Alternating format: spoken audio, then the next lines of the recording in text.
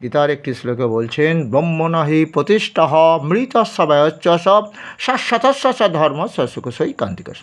আমি ব্রহ্মের প্রতিষ্ঠিতা, শাশ্বত সনাতন ধর্মের প্রতিষ্ঠিতা। হে অর্জুন শোনো। এই কথাটা মানে কি? অতীত কথা চিন্তা করতে গেলে আমরা ছিলাম আর্য এশিয়া মহাদেশ থেকে এসে সিন্ধু নদীর তীরে বাস করতাম। বর্তমান যে সিন্ধু নদীটা পাকিস্তানে। তা বাস করতে করতে আমাদের কি হলো বলো তো? আমরা তখন বেদ আশ্রয় করলাম।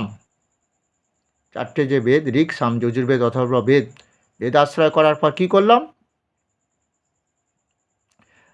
এই বেদ আমাদের জীবনে যখন আমাদের 5 বছর বয়স হলো, মাতৃগর্ভ থেকে এসে 5 বছর বয়স লাভ করলাম, আমার বাবা মা আমাকে গুরুগৃহে রেখে দিয়ে আসবে। 20 বছর অবধি আমাকে ব্রহ্মচর্য পালন করতে হবে, বেদ পাঠ করতে হবে, শিখতে হবে, বেদ শিখতে হবে। তারপরে আমাদের জীবনে আসে ওই যে ব্রহ্মচার্য, গার্হস্থ, বানপ্রস্থ, সন্ন্যাস। এবারে এলো 20 বছর বয়সে বিবাহ করলাম, তখন বা সন্তানাদি তৈরি করলাম, তাদের ওপর সংসারের দায়িত্ব দিয়ে আমরা সন্ন্যাস ত্যাগ, মানে সব কিছু ত্যাগ, নিষ্কামভাবে সংসারে কর্ম করব, সন্তানাদির ওপর সমস্ত দায়িত্ব দিয়ে দিলাম। আমার মধ্যে কাম, ক্রোধ, লোভ বর্জিত, এই দুগুলিকে দূরে রেখে কর্ম করব। অর্জুনকে বলেছে, এটাও বলেছে যে অর্জুন, ন মাং কর্মাণি লিম্পতি ন মে কর্ম ফলে স্পৃহেতি মাং জহ বিজানতি কর্মবিন সবাদ। এ অর্জুন, নিষ্কামভাবে মানুষ যদি কেউ কর্ম করে, এই সংসারে তারা আবদ্ধ হবে না, মৃত্যুর পর তাদের মোক্ষ লাভের জন্য আর কোনো চিন্তা করতে হবে না। সন্ন্যাস জীবন, তারপরে বানপ্রস্থ, মনে গিয়ে ধ্যান মগ্নতাম, ঈশ্বর চিন্তায় মন দিতাম। এ তো গেল। কিন্তু আমাদের একটা মস্ত বড় কথা হলো, এটা শাশ্বত সনাতন ধর্মটা কেন? আমরা একজন মুসলমান ভাই, সেও কিন্তু আর্য, যদি ইতিহাস এটাই বলে। কেন আর্য? আমরা ছিলাম আর্য, কিন্তু এই ভারতবর্ষ ঢুকে পড়ল কারা? এলো প্রথমে রবি ঠাকুরের কথা, এলো প্রথমে সাম্রাজ্য লোভী পাঠানের দল 17 বার ভারতবর্ষ আক্রমণ করলো, নাদির সহ ময়ূর সিংহাসন চুরি করে নিয়ে চলে গেল। তারপরে কারা এলো? মোঘল, তারা 500 বছর রাজত্ব করল। কিন্তু মোগল সাম্রাজ্যের আমলে একটা সুন্দর জিনিস ছিল, যখন আকবর রাজা হলেন, উনি ভাবলেন ভারতবর্ষে হিন্দুদের সংখ্যা বেশি, এদের পিছনে লাগলে হবে না, তাই তিনি হিন্দু ধর্ম এবং মুসলমান ধর্ম দুটো নিয়ে আবুল ফজলকে দিয়ে দিন ইলাহি নামক গ্রন্থ লিখলেন। উভয় ধর্মের কথা আলোচনা আছে এই গ্রন্থে। কিন্তু দেখা গেল আবুল ফজলকে একদিন মেরে দেওয়া হলো, তাহলে দিন ইলাহি চেপে দেওয়া হলো। এরপরে কি হলো? এরপরে আকবর দেহ রাখলেন। আকবর বুঝলেন মুঘল সমাজের পতন আসন্ন। এবারে আকবর পুত্র জাহাঙ্গীর, তারপরে শাহজাহান, তারপরে হলো ঔরঙ্গজেব। ঔরঙ্গজেবের আমলে তখন পুরোপুরি এই ভারতবর্ষে সনাতন ধর্মটাকে ধ্বংস করে দেওয়া হবে, এখানে দারুল ইসলাম করা হবে, অর্থাৎ এদের সমস্ত ইসলাম ধর্মে দীক্ষিত করা হবে, এটা জারি করলেন ঔরঙ্গজেব। অনেকে প্রাণের ভয়ে সেই ইসলাম ধর্ম গ্রহণ করল।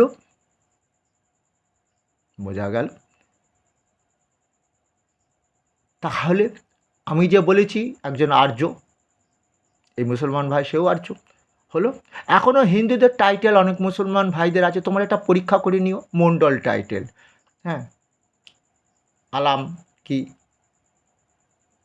শাহজাহান রায়চৌধুরী। হ্যাঁ, এই যে রায়চৌধুরী, এটা তো হিন্দুদের জমিদাররা দিত হিন্দুদের।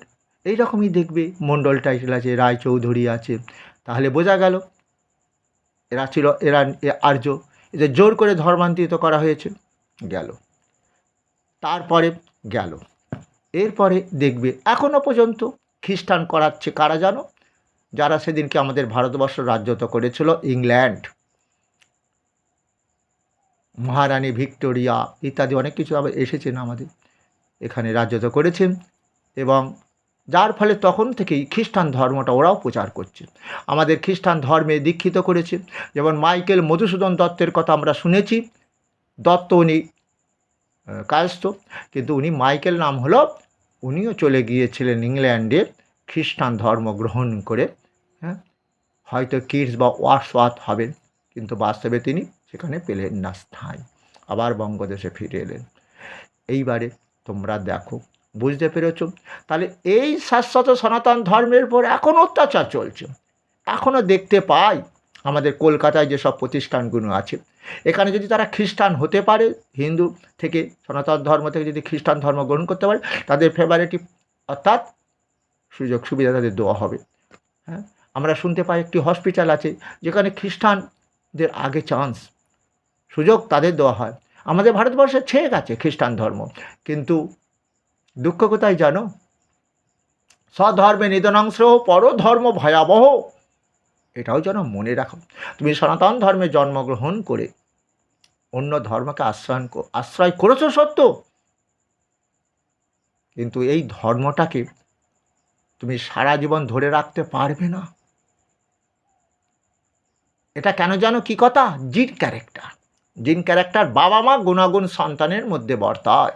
তাহলে যে বাবা মা সনাতন ধর্মের লোক, তাদের হিন্দু বলা হয়। এই সিন্ধু নদীর তীরে বাস করতে করতে আমাদের নাম হয়ে গেল হিন্দু, বোঝা গেল?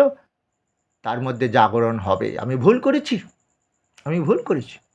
আমার গ্রামে একজন দেখলাম খ্রিস্টান হয়েছে, মা মারা গেছে, সে মাথা ন্যাড়া হলো না, মার কাজও করলো না,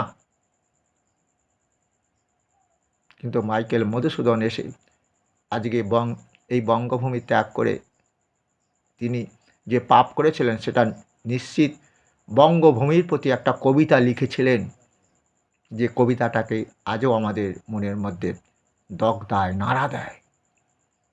এইরকমই দেখছি এই শাশ্বত সনাতন ধর্ম। আসল কথা, এর উপর অনেক অত্যাচার হয়েছে, কিন্তু এই ধর্মটাকে কেউ বিনাশ করতে, ধ্বংস করতে পারেনি। এটা শাশ্বত এই কারণেই আজকে আমার সনাতন ধর্ম কাউকে জোর করে ধর্মান্তরিত করে না।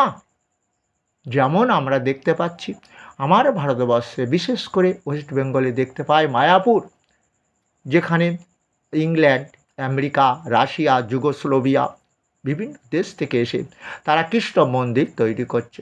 তারা কৃষ্ণ ধর্মে দীক্ষিত হয়ে, বৈষ্ণব ধর্মে দীক্ষিত হয়ে মালা গলায় পরে, তুলসীর মালা গলায় পরে হরিনাম গাইছে।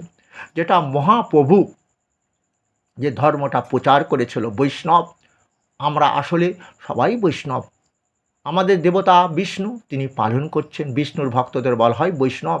কিন্তু ওই জন্যেই দেখতে পাই বাবা মা কোনোদিন হয়তো গলায় তুলসীর মালা পরে 12 বছর বয়সে দীক্ষা নিয়ে এই হরিনাম মহামন্ত্র জপ করেনি। তাই ওই বাবা মাকে পাপমুক্ত করার জন্য, অর্থাৎ তুমি সনাতন ধর্মে জন্মগ্রহণ করে সনাতন ধর্মের যে আচার অনুষ্ঠান আছে সেগুলো তুমি পালন করলে না, তাহলে এইবার তোমার পালন কেন হবে? করবে তোমার ছেলে, তোমার মৃত্যুর পর পেটজনি লাভ করবে, প্রেতাত্মা হবে, অনেক নরক যন্ত্রণা ভোগ করতে হবে। তাই আমাদের বেদে আছে পিণ্ডদানের প্রচলন। কিন্তু পিণ্ড খেয়ে কি স্বর্গে যেতে পারবে সেই বাবা? প্রেতাত্মা মুক্ত হতে পারবে?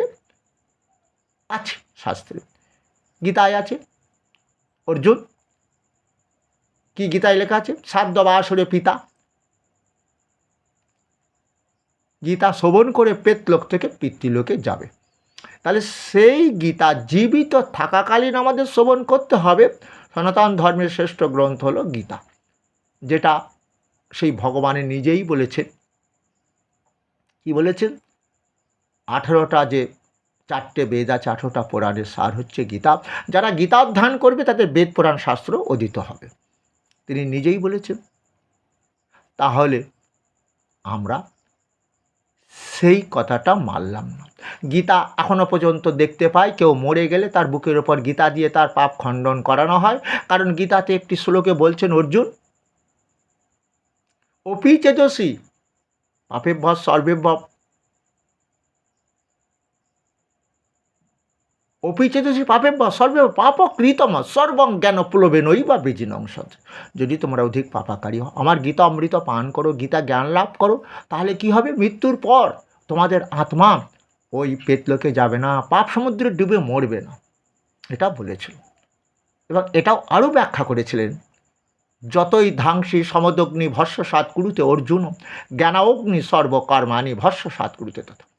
কাঠের স্তূপে আগুন লাগিয়ে দিলে কাঠ যেমন পুড়ে ছাই হয়ে যায়, আমরা গীতা জ্ঞান অগ্নি আমার দেহের মধ্যে কাম ক্রোধ লোভ ষড়রিপু পঞ্চ ইন্দ্রিয় সকল সময় জাগরণ। ওই দেখো দুর্যোধনাদি আমার জ্ঞাতি ভাই, এদের মারতে তুমি মায়া করছো তো, কিন্তু ওই দুর্যোধনকে কি মহাকাল গ্রাস করেছে, সেটা হচ্ছে কাম। ওর কাম কি, কামনা কি, 100 ভাই মিলে ভারতবর্ষের ধন দৌলত ভোগ করব, ওটা পঞ্চ পাণ্ডবদের ভোগ করতে দেব না। কাম থেকে ক্রোধ সৃষ্টি হলো, ওদের পুড়িয়ে মারার চেষ্টা করলো, তোমাদের বারণাবাতে বুঝতে পেরেছ, অন্যায়ভাবে বাসা খেলে তোমাদের বনবাসে পাঠালো। এই কাম যে কত বড় সর্বনাশ করে দেয় দেখো। তাহলে আমি কি করেছি, আমি সেই কৃষ্ণ, যে তার ধৃতরাষ্ট্র ভারতবর্ষের রাজা হয়ে তার পুত্ররা যেই পাপকর্ম করছে, উনি পুত্র শুনে অন্ধ বিচার করলেন না, আমি হচ্ছি এই নরগণের রাজা নরাধিপ। আমি কি করব, ওই যে যদা যদা হি ধর্মস্য গ্লানি ভবতি ভারত অভ্যুত্থানম অধর্মস্য তৎ আত্মানং সৃজাম্যহম পরিত্রাণায় সাধুনাম বিনাশায় চ দুষ্কৃতাম ধর্ম সংস্থাপনার্থায় সম্ভবামি যুগে যুগে। এইভাবে দাপর যুগে এই সনাতন ধর্মের যে বিধি মানেনি, এই দুর্যোধনদের অকাল মৃত্যু দিয়েছিল। কেন কেন এই সনাতন ধর্মটাকে আবার প্রতিষ্ঠিত করেছিলেন, যে ধর্মটা আবার বলি অর্জুনকে বলেছে ঈশ্বর উদ্দেশ্যে যারা কর্ম করে না এখানে বৃথায় জীবনযাপন করে, তাই ঈশ্বর উদ্দেশ্য তুমি কর্ম করো। হ্যাঁ, আমি যে কর্মটা করছি, যুদ্ধটা তুমি করছো ধর্ম রাজ্য প্রতিষ্ঠার জন্য। ঈশ্বরের সৃষ্টি এই বিশ্ব সংসার, যখন অধার্মিক লোক এটা ভরে যাবে, ধার্মিক ব্যক্তিদের এরা কষ্ট দেবে, এদেরকে বিনাশ করে ধর্মরাজ্য প্রতিষ্ঠা করি। আমি সেই কৃষ্ণ, আমি তোমার সাকার রূপ ধারণ করেছি, তোমার সখা হয়েছি, বুঝতে পেরেছ? তাহলে এই শাশ্বত সনাতন ধর্ম, যেটা কেউ কোনো দিন বিনাশ করতে পারবে না। এসো আমরা শাশ্বত সনাতন ধর্মকে আশ্রয় করব। শাশ্বত সনাতন ধর্মের যে প্রধান জ্ঞানের কথা, সেটা হলো কি কি ওটা, সেটা কি বলছে, যে যেমন নজরুল ইসলাম বলেছিলেন যখন পরাধীন ছিলাম, কি বলেছিলেন, হিন্দু না ওরা মুসলিম, এই জিজ্ঞাসা কোন জনে, এত পান ভারী দিতে হবে পারি নিতে হবে অধিকার। এটাই আমরা আবার চিন্তা করব। শাশ্বত সনাতন ধর্ম, যেটা একজন মুসলিম ওই ধর্মে তারাও জন্মগ্রহণ করেছে, তারাও আর্য ছিল। হ্যাঁ, তাহলে এই সনাতন ধর্মটাকে বাঁচিয়ে রাখার জন্য আমরা চিন্তা করি, আজকে সেই ভগবান কৃষ্ণ শাশ্বত সনাতন ধর্মের সৃষ্টিকর্তা। তাই তো এটাও তো দেখি, কি দেখি, আমরা দেখতে পাই আজকে রক্তের প্রয়োজন হলে একজন মুসলিমের রক্ত আমার সঙ্গে ম্যাচিং হচ্ছে, গ্রুপের সঙ্গে মিলে যাচ্ছে। তার মানে বুঝতে পারলাম ওই যে মহাপ্রভুর জ্ঞানের কথা, কি জ্ঞানের কথা, কি জ্ঞানের কথা, নামমাত্র ভেদ করে হিন্দু ও যবনে পরমার্থে এক কহে কোরআনে পুরাণ।